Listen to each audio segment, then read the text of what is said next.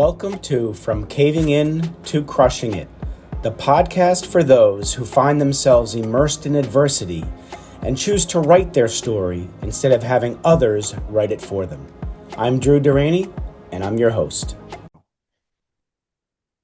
Jeannie, it's so good to see you. Thank you for having me, Drew. Oh, it's my pleasure. It's my pleasure. I'm looking forward to this. So, because I know you got a lot going on that we want the audience to know about, because I know a lot of what you're doing is going to help a lot of people. I always start with thanking the person who introduced me to my guest. So, Priscilla Lido, thank you so much for introducing Jeannie to me. She is wonderful, like you told me she was, and we're going to have a great discussion here.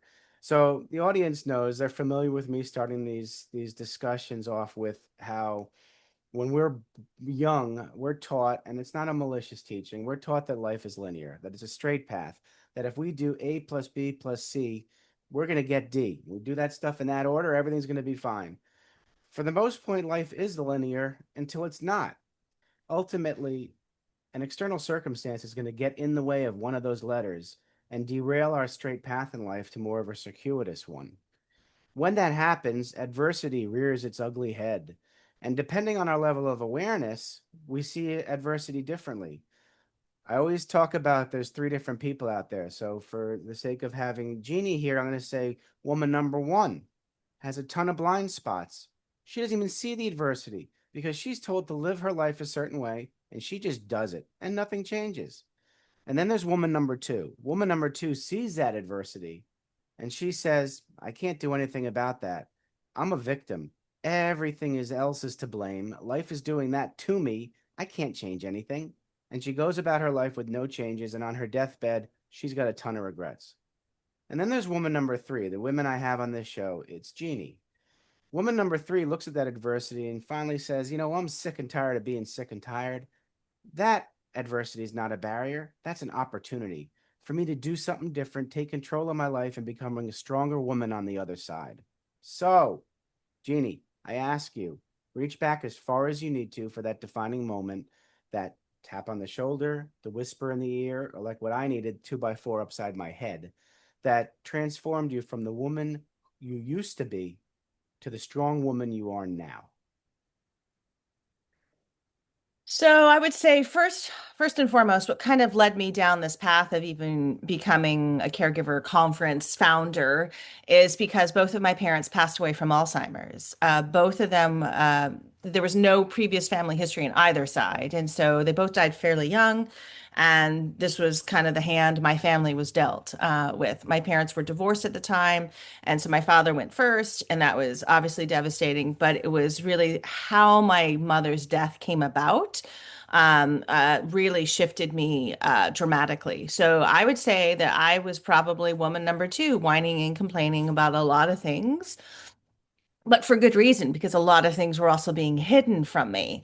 Mm-hmm. And so I didn't really know, we didn't really know how bad it was until it was confirmed at her death about the level of financial exploitation that another family member did with her estate. Wow. And this does happen quite often. I mean, like I mentioned it, and some people who are lawyers or in the financial, they're like, oh yeah, this happens all the time. And it's true, we have at least from statistical standpoint, about 30% of all family members are stealing from other family members. Mm-hmm. And we think that number is low. We think it's actually much higher. But I want to tell you about my defining moment. So we were in litigation after she had died because we were trying to figure out what was dropped. So we were beneficiaries, my sisters and I, and this other family member, they intentionally dropped any additional money that we could have gotten because they didn't want us to have that money. A little vengeful, I guess so. And sort of the defining moment for me was my mother was finally buried where she wanted to be buried. And she was at the gravesite in Pennsylvania, Valley Forge to be specific. And so I, drove all the way up there because I wanted to have some closure for myself. This other family member insisted on going, and I said no. And it was probably a good thing they didn't. And I got there, it was on a Sunday, and I can't find my mother. She's supposed to be buried there, and the office is closed because it's Sunday. It's incredibly quiet. People are coming in Hmm. and they're paying their respects and talking to their families, their loved ones, and obviously the deceased. And I cannot find my mother. I ran through the entire graveyard and I collapsed and I was shaking and I was so enraged because, again, another lie had happened. Hmm. And what I learned from that experience was that I was not going to let this kill me, but I was going to make darn sure there were going to be changes. And I didn't know what the changes were going to be in the future, but I was going to make darn sure that nobody else was going to have to run through a graveyard to find their mother. It turns out she was buried, but this person, this family member, refused to pay for a headstone, even though it was already set aside. All of that money, they had spent it. Unbelievable. Unbelievable. Yeah. Yeah. So sometimes when we're yelling and complaining and whining, it's because we have been faced with a situation that seems insurmountable. Right. Wow. Thank you for sharing that. That is extremely powerful. God, there's so much there. Uh, when Dad was diagnosed with Hmm. Alzheimer's, obviously your initial reaction was, I would think, shock. Yeah, I didn't really know. My father, I had just turned 18 when my dad was diagnosed. So I didn't really know what this meant. The doctors couldn't give us any good information. His wife at the time, my stepmother, she didn't really know. And it was just sort of a situation that he was not getting better, but we were given a lot of false hope. And part of that is the drug companies at that time. Oh, take this medication, it'll Of course. work. And so Aricept did nothing. My father was on a trial, nothing. It didn't do anything for him. Right. Unbelievable. Yeah, yeah. The pharmaceutical stuff is another story in and of itself. Yeah. How many years in between Dad passing from Alzheimer's to your mom passing from Alzheimer's? It was 17 years. 17-year gap. My dad was a little bit older than my mom, Okay. but like that's what I mean. They were not old people when they No. died. Oh my goodness. All right. So now, Mom, you didn't find out. When did you find out she was diagnosed with Alzheimer's? Was that another lie that you didn't know? You didn't know? Yes. So, I mean, again, financial exploitation can take all kinds of forms, but this particular family member was big on control. So, Okay.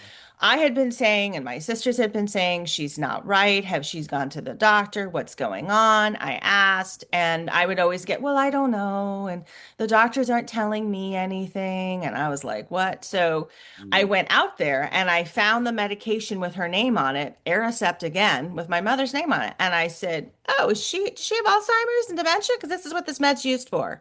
They did this with my dad.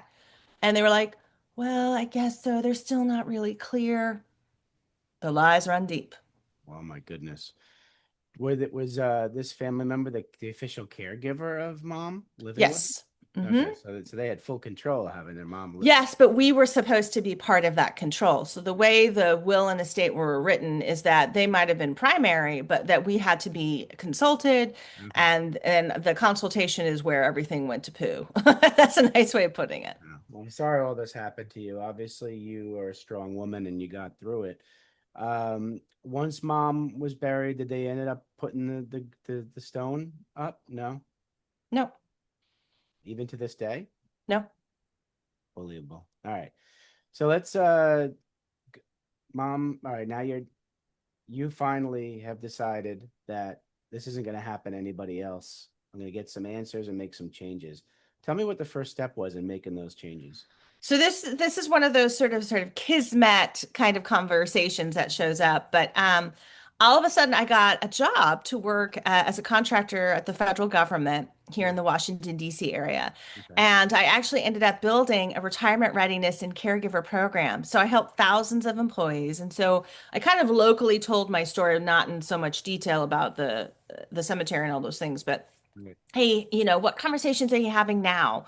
Here's how you can prepare and prevent. Here's how you want to think about if somebody is just maybe not well taking care of the finances. Because Right. many times, the primary caregiver, depending on family dynamics, is somebody who might suffer with substance abuse. So they're taking their Mhm. meds Yeah. and they're maybe overspending, or Mhm. they can't keep Mhm. track of the money. So then you Right. get into that kind of situation, or they're developing their own Alzheimer's. Of Then course. Yeah. Could and happen. and so we don't really know. Mhm. And many families still to this day, like the parents will not talk about the money. They do not want to talk about their final wishes. And Okay. it's because it's assumed that my wife or my oldest daughter or oldest son will just take care of everything. But the Right. problem is if they pass away or they're incapacitated, who's next? Yep. I think so. Absolutely. So that you mentioned who's next. A lot of us have those types of questions when we're surprised with something. What was next after that? So I did that for about 4 years. And another piece that happened for me is that when I was in litigation, Yeah. and also still grieving, I took a lot of dance classes. And so I walked in one day after in dance class for like 2 years. I walked in one day, and next thing you know, there was on the wall this flyer for dance and money. And I was like, I should go. And I did. I went. And when I went, I met my very first emotional behavioral money coach, which is what I am now. Oh my goodness. Okay. Yeah, I was told again, Kismet just shows up and then you go, huh, I think I'll do this. Huh, I think I'll try this.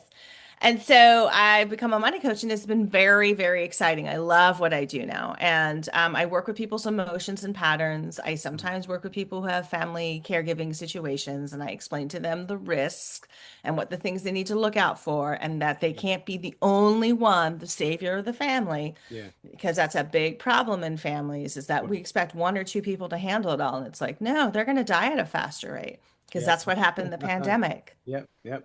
In the pandemic, I looked at the numbers, and people who were caregivers, parents, as well as taking care of Mhm. aging loved ones, were dying at a 40% faster rate. And what do you think you attribute that to?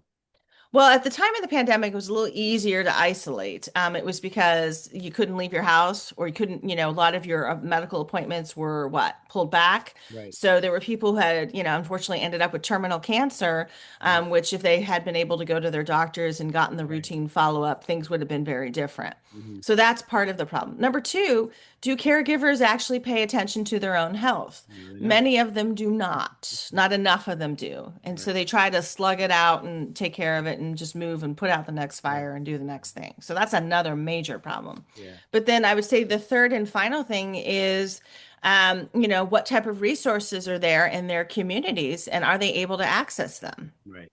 I mean, one of the things that I noticed during the pandemic, people were like, well, why don't we have that art center open? And you're like, that closed during the pandemic? Yeah, but why hasn't it reopened? It was based on donations. Like, they tried, but they Mhm. couldn't, and so they Yep. Yep. closed. Yep. And why would you think it's just automatically back at Right. work? This Right. isn't a Right. CVS. Yeah. That's a corporation. And they're like, Exactly. oh, Good point. Good point. Yeah, often a caregiver burnout with that stress can cause some physical ailments that could, end in demise as well. I mean, caregiver burnout is I think underreported and not as seriously taken. It's taken for granted. There should be a more heightened awareness of caregiver burnout and opportunities for caregivers to take care of themselves.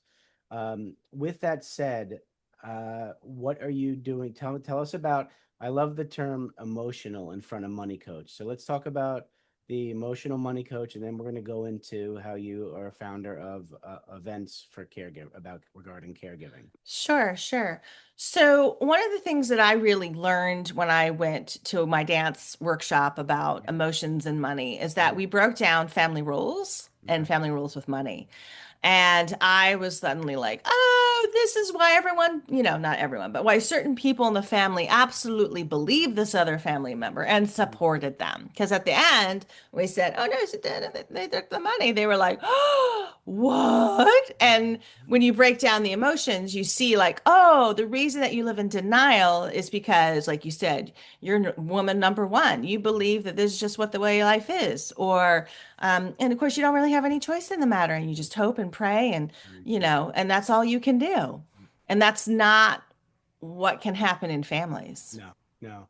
And you know this better than anybody. You make emotional decisions when you're making decisions about money. Usually it's not the best decision when you base it on emotions. Well, I think we need to also get a little more clarity here for your audience. There is a creative force to money, which is happiness and joy and Different appreciation type and of emotion. Okay, gratitude. gotcha. And Yep, then there yep. is fear and Hmm. worry and anger Very and good point. rage and Very good point. resentment. Yeah, Those are destructive emotions. right. So, again, where do you live with your emotional decisions? And I haven't even used the almighty term of power, because power Mm, is a dynamic in mhm. all relationships, True. particularly with money. Yeah. And many people still live by the old Spanish proverb, who has the bread, who makes the law, which is, another Oh, way of saying who's got the money makes the law. interesting. And, again, we could all spiral out of control and be like, oh my God, we have no choice. That's not true. Hmm. We have many choices. It's a question of what are you going to do and how do you feel about it as you're doing it? Because if it's avoiding, you usually don't feel very good. If Got it. it's like, hey, I'm gonna sleep on this and see what I think about it in the next morning, well, that might be a little bit better for you. Yeah, Or absolutely. is it first thought, best thought? I really do need to take action here. Hmm. Hmm. You know, it's interesting because in this country, we have what I think is four taboo topics we're told not to speak about freely, publicly, and I think the fact that we're told not to talk about it freely and we're uncomfortable, we also don't do it in our relationships, and that would be, I think, sex, money, religion, and politics. Those four things, I think, they're the four most important topics that young couples should be discussing before they decide to commit to a long-term relationship, because when one of those four topics comes up as a surprise during the marriage, that can uproot a lot, and money is one of those four. um, do you, because I'm a Yeah. proponent now of learning to speaking about those four topics when you're young in a relationship. So what are some of the detriments that happen when money is not discussed when a young couple decides to commit? So people always go back to the way they were raised, Hmm. because many times what we don't see as children is we don't understand how our parents made it through a money mistake or Right, didn't. right. We just are kind of told like, we lost the house. Hmm. What? You won't be going to the school anymore. We're moving. We're Hmm. moving to grandma's. Like we're not told a lot. Right. And yet, there are people who are like, we should fight in the garage or fight in the kitchen or fight after the kids go to sleep. And I'm not saying have an enraged conversation, but if you don't know how to fight about what it is that you want to do about anything in your relationship long Right. term, then your kids are never going to understand how to navigate conflict, because that's part of the parental bias in my experience working with money, is Right. that they hold their cards very close to them and they're like, everything's fine, it's all going to work out. They're Right. getting divorced. Yeah, I guess everything's fine. If you're a Right. child, you don't always understand that stuff. And Sure. I would say, look where it gets us when we don't talk about politics, money, sex and religion. Like, I've asked more than one of my clients who's like maybe doing some early dating. They're like, well, I want to focus on the money. I'm like, why don't you find out who they're voting for? Yeah, yeah. Yeah. Start So there. very, very true. So on the flip side, what are some positives of discussing money in a relationship early? So it's good to understand what the heck is equity, what is equality, and what does 50-50 really mean? Because Mhm. if you, again, that dynamic, if you have a relationship, it's not always going to be 50-50. Right. Traditionally, more men make more money, but not always. Sometimes women make more money than men, right? Right. And if you're in a relationship and your partner makes more money, doesn't matter the gender, how is that going to work out? Or how does that work with the family goals? Because I just had a conversation the other day with a couple, and this husband assumed their wife was, like, why didn't you save more money now that you're not paying the car payment? And they go, it's going towards daycare. I'm paying for daycare every week. That's where the money's going. Hmm. And they're like, oh, I didn't know that. Yeah. Again, this inequity when it comes to caregiving. Because Right. they're like, I think I might want to get a newer car, and I don't know when we're going to be able to do that. And Right. and the husband's like, we're not buying a new car, no way. And I'm sort of like, why don't you look at your numbers first? Yeah. Just look at the numbers. Yeah. Yeah. You don't have to have a conversation about the numbers. Just Right. look at them Look at the numbers. first. Yeah, no, that's a very good point. And earlier you talked about the term power. Quite often, a couple without this, without it's really subconscious. think that the person with who makes the most money has the most power when it comes to the discussion about money, and that can get very tricky as well. And if that's not discussed ahead of time, that could be a bone of contention and derail the entire relationship. Yeah, often what it is that, maybe the bills are paid, that's not the concern, but then it's like we have this extra money. What do I do with it? Yeah. So there are many people out there that are like, well, you're at home with the kids. I'm going to go golfing and I'm going to Mm, go shooting and I'm going to do all this like stuff that I want to do. And the wife's like, well, it'd be nice if I got a weekend yeah, I off. don't get out of the house. Let me give me a Yeah, chance. and how much is this, shooting and playing golf? How much is this going to cost? Like, are you going to the public? Oh no, I'm going to a private course. I mean, and Right. again, these are all money values playing out. And I'm not saying don't go to a nice course. I'm not saying don't have a nice set of golf clubs. Yeah. But my experience is when people reflect on the values of what the money is, and the days of that our parents will sacrifice for the Right. children Yeah. is not always happening. No, good, very good point. All right, let's do a little transition here. Founder of Caregiver Events. Tell us about what you're working on now Mhm. with the caregiving events, because I'm very intrigued. So, I run some webinars, maybe monthly, quarterly, depending on, what's going on, with the caregiver universe as I see it, as I look at the, the not so much the industry, but like what is impacting caregivers now. And Mm, so this year's theme for the virtual caregiver conference, which is always held in November, this November, it's November 19th and 20th. It'll be 2 days. It's live, and the theme, and I'd say the audience is also expanded. It's not just for aging loved ones, it's also for parents, parents in particular for neurodiverse, single parents, as well as parents who have children with long-term health issues, because those are the parents that I kept getting complaints from when I focused on aging loved ones, because that's where I'm at. Like that's my area of expertise. right. So why did I expand on it? Because the theme kept coming up is how to stay sane in an insane world. Mm, And we are doing this conversation on September 11th. And I think you and I get it. Like, not yeah. every day is easy. Not every day is going to make sense. Sometimes it feels like we live in a cosmic joke, Yep. but you still have to figure out how to be um, be a parent or be a caregiver and still not go insane from the stress. Very true. Very true.